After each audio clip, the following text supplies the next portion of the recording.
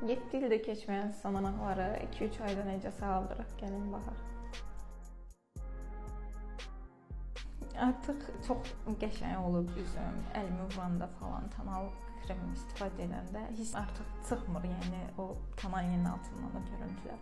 Çox qəşəng olub, çox sağ olsun Fəridə xanıma təşəkkürlərimi bildirirəm.